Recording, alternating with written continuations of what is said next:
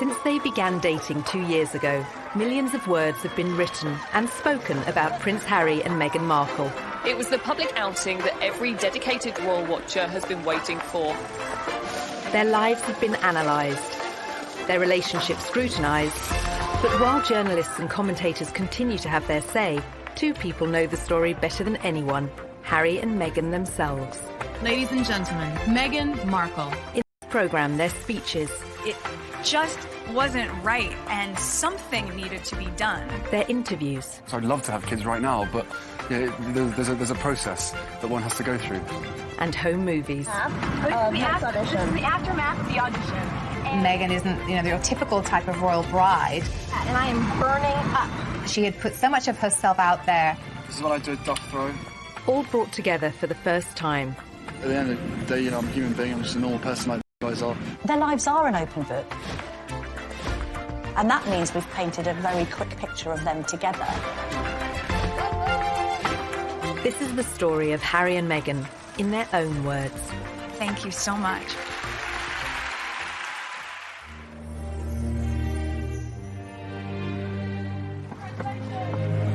This afternoon, Prince Harry and Meghan Markle stepped hand in hand into the sunken garden at Kensington Palace. November 27th, 2017, and Harry and Meghan broke the news the world had been waiting for. 17 months after their first meeting, they were in love and about to be married. It was so sweet and natural and very romantic. He got on one knee. As a matter of fact, I could barely let you finish proposing. I was like, can I say yes now? She didn't even let me finish. I said, can I say yes, can I say yes now? And then there was hugs and the ring in my finger. And I was like, can I give you the ring? She goes, oh, yes, the ring. Although this was the first time they'd spoken as a couple, both had long experience of talking about themselves. Raised worlds apart, they'd chronicled their experiences from childhood.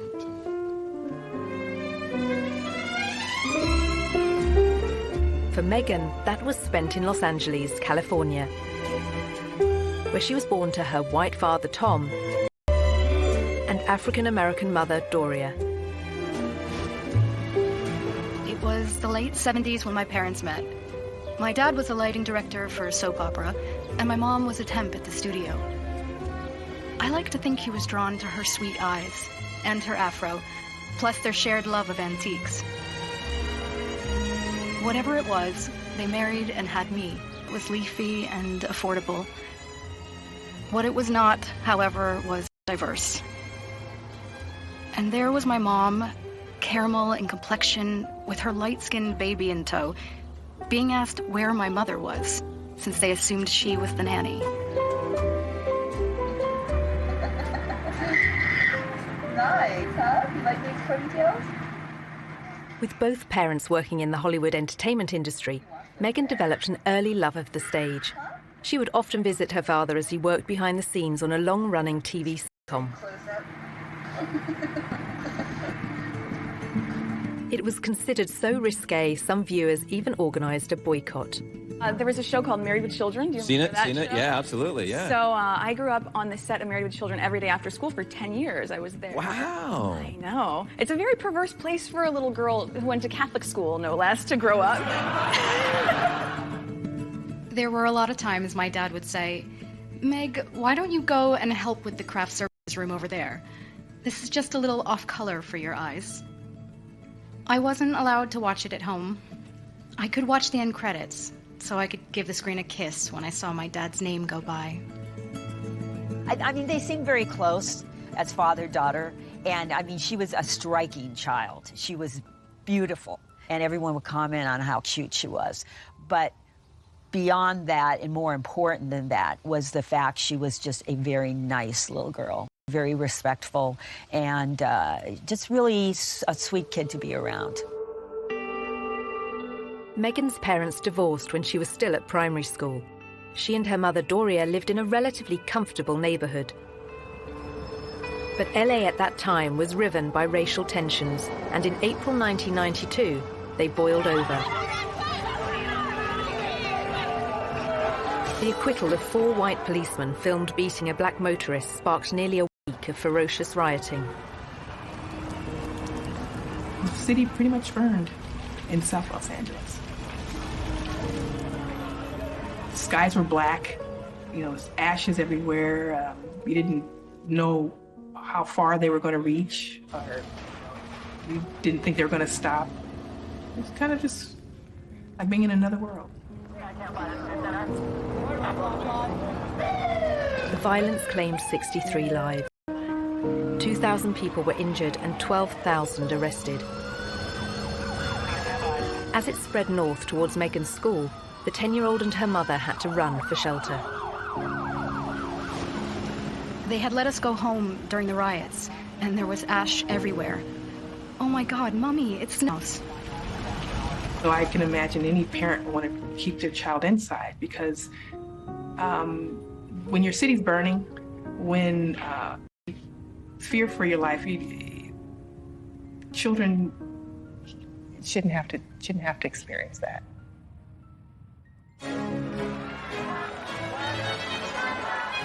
As Meghan was being raised in LA, Harry was growing up in London and in public.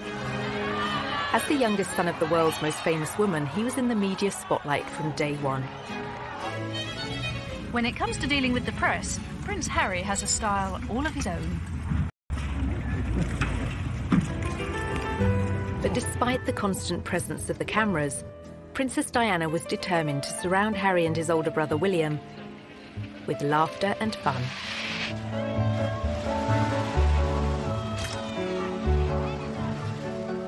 Our mother was a total kid through and through. When everybody says to me, so she was fun, give us an example, all I can hear is her laugh in my head. And that sort of crazy laugh of where there was just pure happiness shown on her face. When you look at Prince Harry as a child, there was always a sense that he was a lot more mischievous than his older brother, perhaps because he knew that he didn't have as much responsibility on his shoulders. One of her mottos to me was, you can be as naughty as you want, just don't get caught. She was one of the naughtiest parents. She would come and watch us play football and smuggle sweets into our socks. And I mean, literally walking back from a football match and having sort of 5 packets of Starburst, and just the whole shirt was just bulging with sweets. I think that very much appealed to Prince Harry's character and sense of humour, this idea that he could be a bit of a royal rebel like his mum and still get away with it. As part of his privileged upbringing, Harry was sent to Wetherby School in London's Notting Hill, where fees are more than £7,000 per term. At the same time, Meghan, 3 years his senior, was a pupil at Los Angeles' Little Red Schoolhouse. With its strong academic and artistic reputation, it was a favourite for Hollywood families. But some of the city's most deprived areas were just a short drive away, areas she'd frequently visit along with both her parents. My mom and dad came from little, so they made a choice to give a lot. Buying turkeys for homeless shelters at Thanksgiving, delivering meals to patients in hospice care, donating any spare change in their pockets to those asking for it. This is what I grew up seeing, so that is what I grew up being. A young adult with a social consciousness to do what I could, and to, at the very least. Meghan's campaigning character was only just forming, but it would soon propel her onto the national stage. In 1993, the young schoolgirl took on a powerful multinational corporation, taking her complaint all the way to the White House.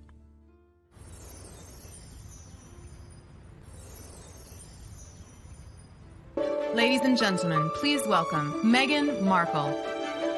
As a successful actress, Meghan has used her profile to champion a range of different causes. Well, good evening. That doesn't feel like enough, But her campaigning efforts began long before she found fame. The fact that Meghan is interested in these causes, that's not new. It's not that she's taken up after a life of celebrity, that she's suddenly found out that she needs to help people. It really started from the very beginning when she was just a little girl. There is a story about how she was very proactive in protesting about an advertisement that she felt was very denigrating to women. The gloves are coming off. Women are fighting greasy pots and pans with Ivory Clear. The tagline said, "Women all over America are fighting greasy pots and pans 2 boys from my class said, "Yeah, that's where women belong, in the kitchen." I remember feeling shocked and angry and also just feeling so hurt. It just wasn't right, and something needed to be done. My name is Meghan Markle. I'm 12 years old. Last week at my school, we decided to watch the news for social studies. While through the channels, we saw a commercial for the new Ivory clear dishwashing liquid. In the commercial, they said women are battling grease, meaning only women do dishes. When I heard this, the boys... Meghan wrote to Procter & Gamble, the company behind the ad, to America's then First Lady Hillary Clinton, and to the US TV program Nick News, which sent a reporter to interview her. I don't think it's right for kids to grow up thinking these things, that just mom does everything. So I was wondering if you would be able to change your commercial to people all over America. Thank you, Meghan Markle. Incredibly, the 12-year-old's lobbying campaign worked. And it was roughly a month later when the soap manufacturer, Procter & Gamble, changed the commercial. The gloves are coming off. People are fighting greasy pots and pans with Ivory Clear. She had a sense that she could affect change, even though she was just one small person. She had a voice. If you see something that you don't like or the right people, and you can really make a difference for not just yourself, but lots of other people. Makes me feel... Meghan's time in the spotlight lasted for just a few days in 1993. But by then, Harry was used to relentless media attention. Soon it would become uncomfortable, both for him and his elder brother William. The reason? Their mother's very public and very bitter split from Prince Charles. It must be pretty tough when one day your father says it's all over, and you've got to split your time between here or with your mother. When he was the youngest, he must have seen the arguments and the rows together they'd had, and it had an effect on him. Charles and Diana officially divorced in 1996. In August 1997, she went on holiday with her new boyfriend, Dodi Fayed. Pursued by the paparazzi through the streets of Paris, their chauffeur-driven car crashed in a city centre tunnel. 3 people were killed, including Diana.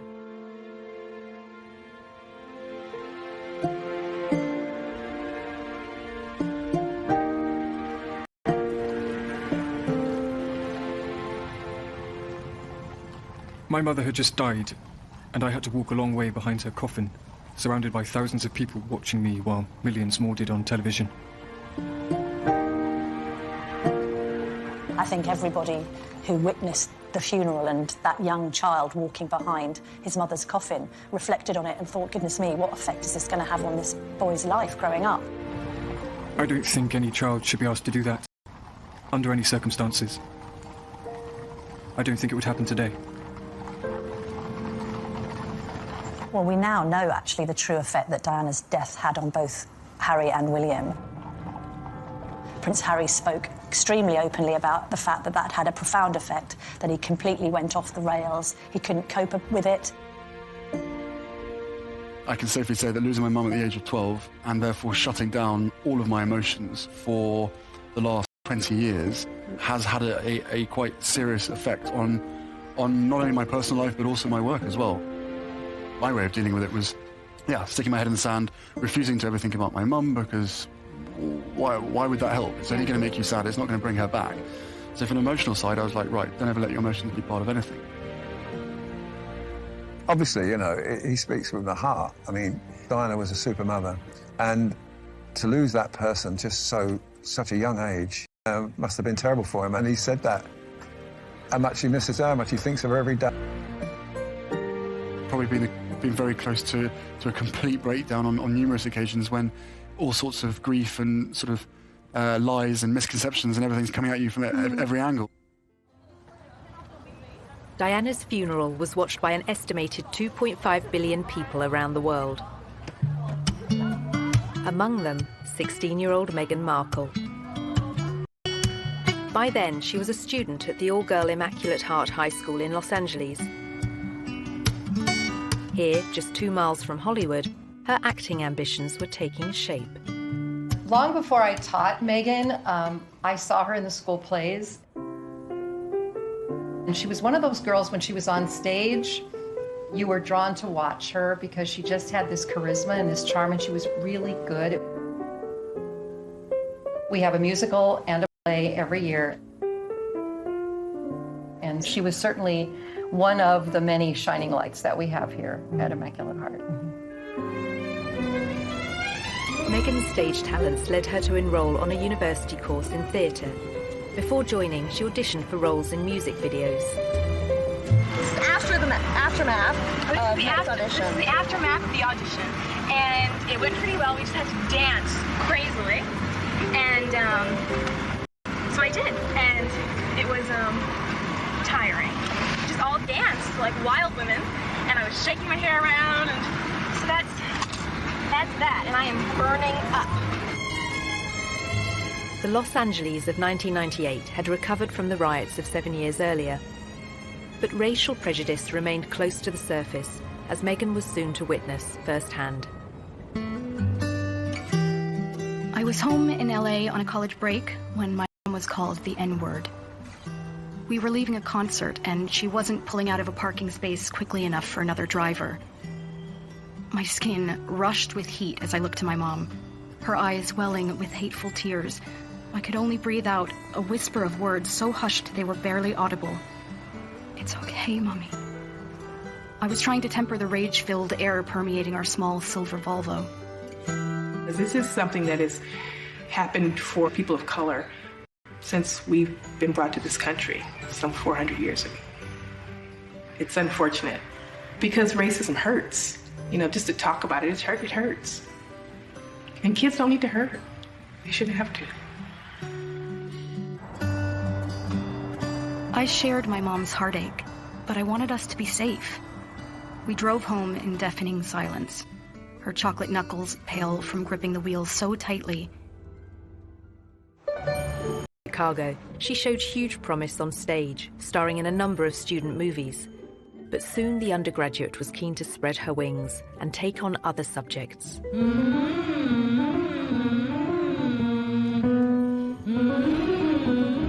I had always been the theater nerd at Northwestern University.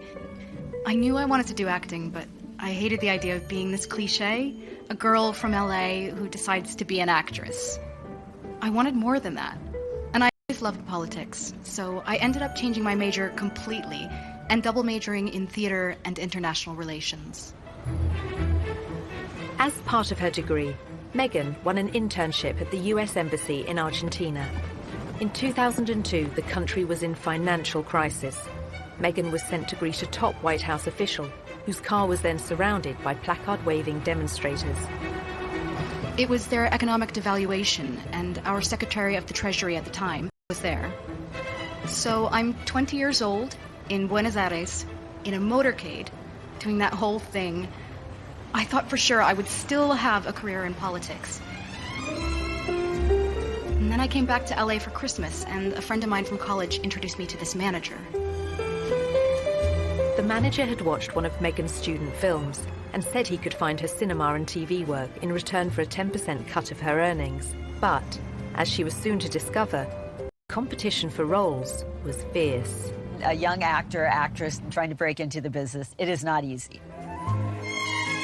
My parents had been so supportive, watching me audition, trying to make ends meet, taking all the odds and ends jobs to pay my bills.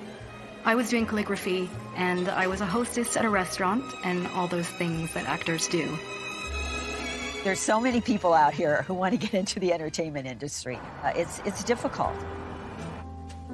I had a beat-up Ford Explorer Sport that rattled like a steamboat engine in the morning. It was burning out. I had started to give up. It was tired and running on empty, going from audition to audition, just as I was.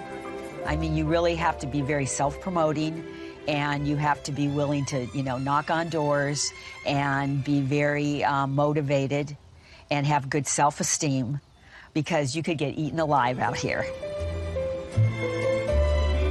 I would drive to auditions and park at the back of the parking lot, far from the eyes of anyone who could see me unlocking the trunk and crawling into my car through its only feasible entry point.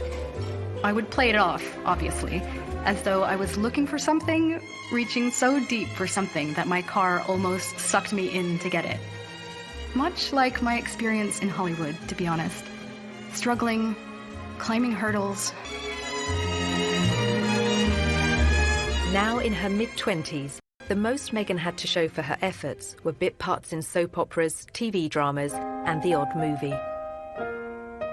In 2006, she became a briefcase girl on the American version of the quiz show Deal or No Deal, recording up to 7 shows a day. For somebody like Meghan, appearing as essentially an adornment on a game show would not be her ideal job. I'm sure she appreciated the paycheck, but she would have felt creatively unfulfilled. I would put that in the category of things I was doing while I was auditioning to try to make ends meet. I was the ill-fated number, which for some reason no one would ever choose. I would end up standing up there forever in these terribly uncomfortable and inexpensive 5-inch heels, just waiting for someone to pick my number so I could go and sit down. Despite her setbacks and disappointments in Hollywood, Meghan persisted. And in 2011, her big break came in Canada. Success and fame beckoned, as well as marriage.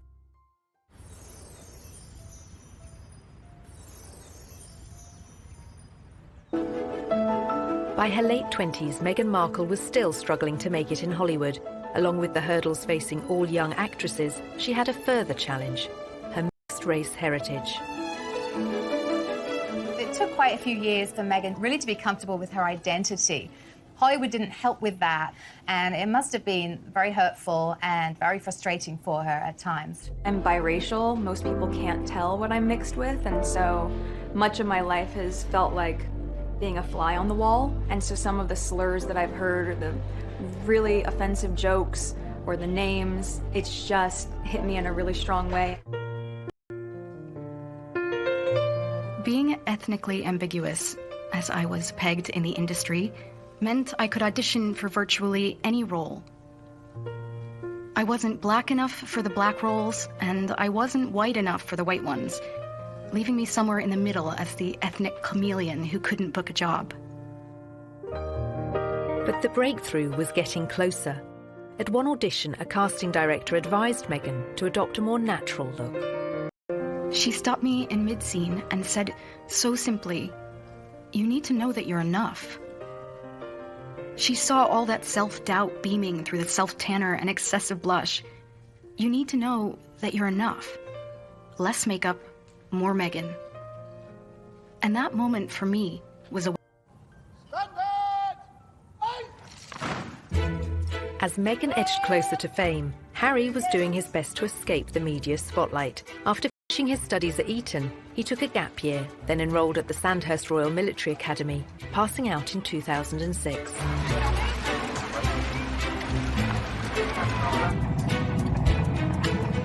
A year later, he served in Afghanistan. This is not a rehearsal. This is war. Prince Harry taking on the Taliban and coming under fire. The army had deployed Harry to the front line in secret. The media were only allowed to report on it as his 20-week tour of duty came to an end. This is what I do at dog throw. At the end of the day, I'm a human being. I'm just a normal person like these guys are.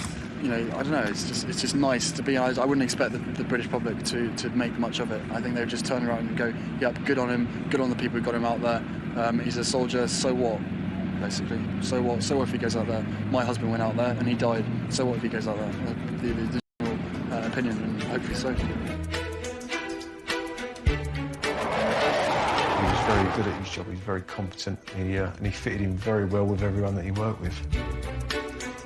There was no airs and graces with Harry. He just wanted to be treated the same as everybody else, which he was.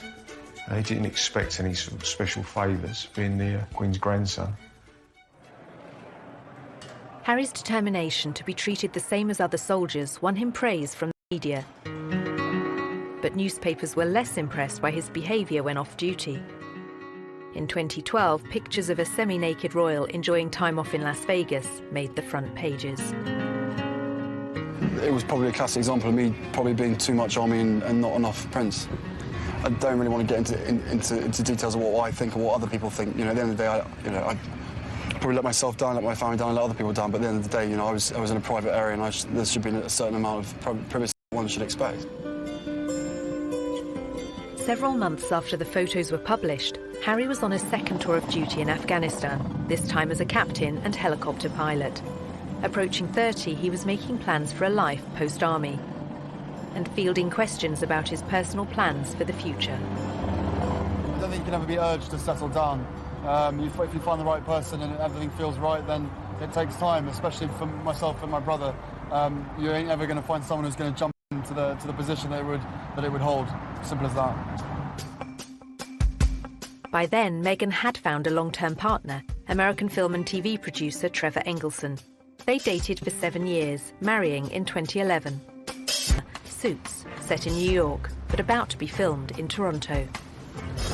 It was the 5th pilot I would have filmed. I remember hoping this one would see the light of day. Never would I have imagined that this show would not just change my career, but also change my life. Meghan won the part of Rachel Zane, an ambitious young paralegal. After years of slog, it was her breakthrough role. The show proved to be a success. The USA cable network ordered a second series, and Meghan moved full-time to Canada to be near the studio. So Meghan chose not to live in, like, the poshest area of Toronto. She chose Seton Village, which is more laid back, tree-lined, and people keep to themselves. And that's exactly what Meghan did. So much so that her neighbours didn't even know who she was. But that was soon to change as her TV series became an international hit. As Meghan basked in her newfound fame, Harry was concentrating on building a new career. After the negative headlines surrounding his off-duty life, Harry became patron of the Invictus Games for injured servicemen and women, and he began supporting a range of causes that were close to his mother's heart. I'm particularly pleased to be with you today because my mother as patron very much admired Headway and the vital work that it does, and for me that's good enough. He was also increasingly active in aid programs abroad, especially in Africa, where his Centre Bale charity is based. Centre Bale means forget-me-not. It's in memory of Princess Diana. I think actually Harry's been concerned that some of her good work has been undone in recent years. And a sense that he needs to carry on her good work, otherwise it would have been meaningless. Harry had first visited Botswana in southern Africa shortly after Diana's death. In the years afterwards, he'd made repeated journeys. This is where I feel more like myself than anywhere else in the world. I have this intense sense of normality here. To not get recognised, to lose myself in the bush with what I would call the most down-to-earth people on the planet. People dedicated to conservation with no ulterior motives, no agendas, who would sacrifice everything for the betterment of nature. I talk to them about their jobs, about what they do, and I learn so much. By 2013, Meghan's TV series Suits had become a huge hit for the USA network. It was their most popular show for young adults, the audience advertisers valued the most. Before filming Series 4, she complained to the program makers. This season, every script seemed to begin with Rachel enters wearing a towel. And I said, nope, not doing it anymore. Not doing it. I called the creator and I was like, it's just gratuitous. We get it. You've already seen it once, so I think at a certain point you feel empowered enough to just say no. Meghan was also starting to use her power in other ways. The charity World Vision made her a global ambassador, promoting sanitation projects in remote villages. Well, Meghan's visits to countries like Rwanda have focused on girls and women. All of these speak to her concern for female empowerment and really wanting to make a difference that way. You'll feel really good at the end of the day knowing that you've been a part of that. I gotta get these kids home. I'm gonna go take a picture with them.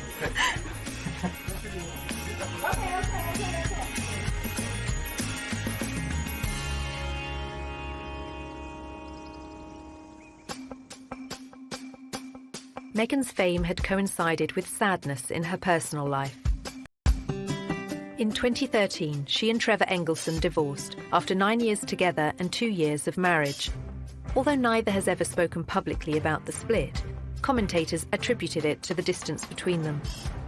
While Meghan concentrated on her TV work in Toronto, he remained in LA. At 31, Harry was Also unattached, despite a series of girlfriends and a reputation as one of the world's most eligible bachelors.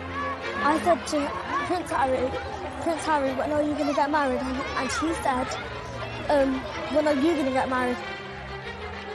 He's always had a string of pretty serious relationships with pretty serious women. He chose, for the longest period, Chelsea Davy, a very bright girl from Zimbabwe. I don't think that worked simply because, although she loved him, she didn't love the status of monarchy and the baggage that he came with him. And then de Bonus, again, another very bright spark, lovely girl. Again, loving Harry and being with Harry, but not the circus that comes around him. In 2015, a year after that latest split, Harry went on a tour of New Zealand and revealed his strong desire to start a family. Of course, I'd love to have kids right now, but there's a process that one has to go through. And, tours like this is great fun. Hopefully I'm doing all right by myself. It would be great to have someone else to me to share the pressure. But, time will come. Whatever happens, happens. When he first met Meghan in London in July 2016, they discovered much in common. Both their parents had divorced when they were young. They were famous, wealthy, and had a shared interest in the developing world. It was one of the first things we started talking about when we met, was just the different things that we wanted to do in the world and how passionate we were about seeing change. I think that was, that's what got day 2. Soon after that second date, their first holiday, Harry invited Meghan to the country he'd first visited in the aftermath of his mother's death 19 years earlier. I think about 3, maybe 4 weeks later, that I managed to persuade her to come and join me in Botswana, and we camped out with each other under the stars. She came and joined me for 5 days out there, which was absolutely fantastic. So then we were really by ourselves, which was crucial to me, to make sure that we had a chance to get to know each other. The couple kept their relationship secret throughout the summer of 2016. But then, at the end of October, the first headline appeared. You have a story like that and it breaks, and the rest of Fleet Street is then playing catch-up. And it was then after the story broke that you found people descending on Meghan's house, chasing after anyone that ever knew her, chasing after family members. I think both of us were totally surprised by the reaction after the first 5-6 months of when we had to ourselves of what actually happened from then. So I think you can have as many conversations as you want and try and prepare as much as possible, but we were totally unprepared for what happened after that. Some reports concentrated on Meghan's family neighbourhoods in LA. Others focused on the breakup of her parents' marriage and her relationships with her half-sister and half-brother. There's a misconception that because I have worked in the entertainment industry that this would be something I would be familiar with. That I've never been part of tabloid culture. I've never been in pop culture to that degree. And I think we were just hit so hard at the beginning with a lot of mistruths that I made the choice to not read anything. But some of the coverage and comments incensed Harry. Breaking news from Kensington Palace this morning. Prince Harry After 8 days of headlines, he came out fighting. I think that's one of the strongest statements I've ever heard come out of a palace.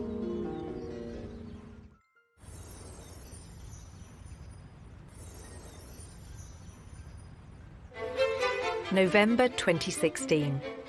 Just 8 days after the story of Harry and Meghan's relationship broke, Kensington Palace went to war with the press.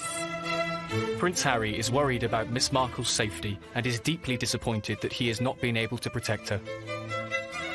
It had the into a relationship with him that Miss Markle should be subjected to such a storm. I think he was saying, look, this girl's important to me and I want to make sure that you're all careful in what you're doing. He knows commentators will say this is the price she has to pay and that this is all part of the game. He strongly disagrees.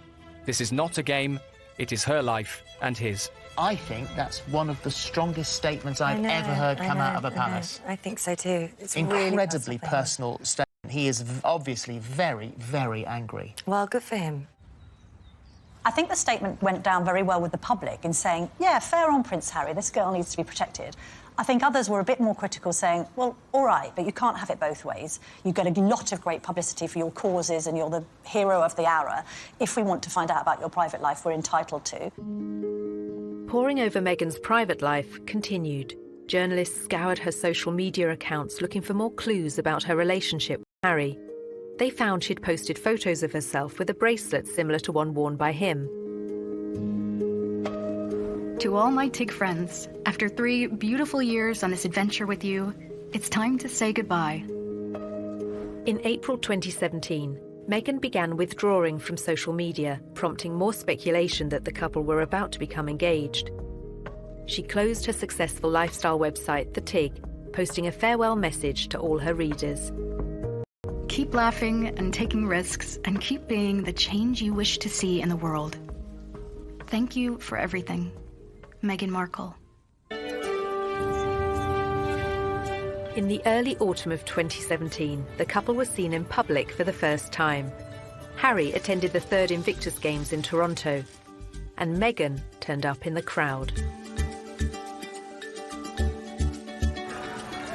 It was the public outing that every dedicated watcher has been waiting for. Just 24 hours later, the couple abandoned any effort to keep their feelings for each other private.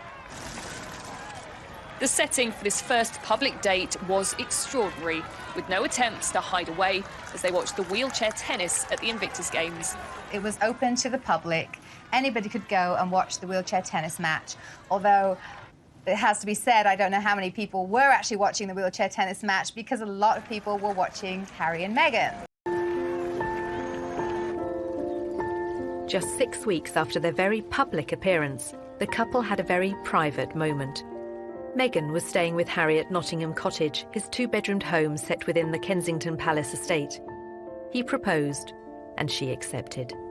The ring is obviously yellow gold, because that's her favourite. And the main stone itself is jewellery collection, to make sure that she's with us on this crazy journey together. And it's beautiful, and he designed it. It's incredible. Yeah. Make sure it stays on that finger. Of course. What do you think your mother would have thought of Meghan or said about Meghan? Oh, they'd be thick as thieves. Without question. I think she would be over the moon, jumping up and down, so excited for me. But then, as I said, would have probably been best friends with Meghan. So no, it is days like today when I really miss having her around and miss being able to share the happy news. But with the ring and with everything else that's going on, I'm sure she's with us. I'm sure she's with us. Jumping up and down somewhere else.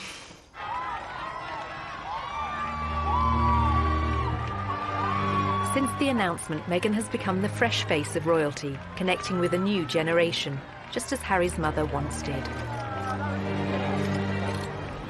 I know that I'm in love with this girl, and I hope that she's in love with me, but we still had to sit down on the sofa, and I still had to have some pretty, frank conversations with her to say that, what you're letting yourself in for, it's a big deal.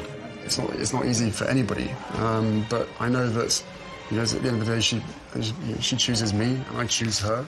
And therefore, whatever we have to tackle together or individually will always be us together as a team. After a life spent on the other side of the Atlantic, Meghan is now planning to become a UK citizen. She and Harry have also spoken of their wish to tour the Commonwealth. But now, with their wedding fast approaching, their focus, for the moment, is firmly on May the 19th. We're a couple. We're in love. I'm sure there will be a time when we will have to come forward and present ourselves and have stories to tell. But I hope what people will understand is that this is our time. This is for us.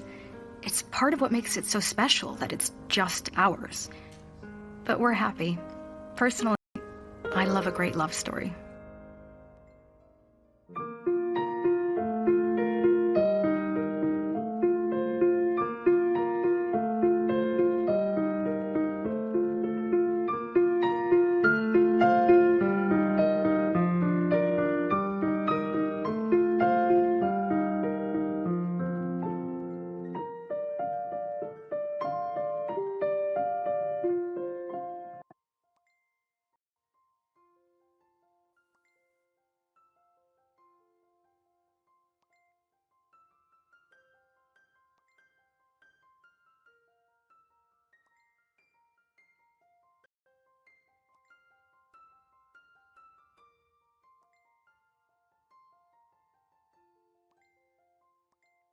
Time, Meghan, 3 years his senior, was a pupil at Los Angeles' Little Red Schoolhouse.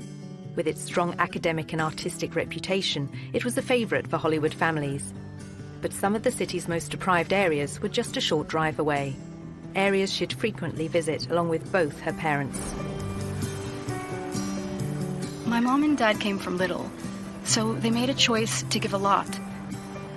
Buying turkeys for homeless shelters at Thanksgiving, delivering meals to patients in hospice care, donating any spare change in their pockets to those asking for it. This is what I grew up seeing, so that is what I grew up being.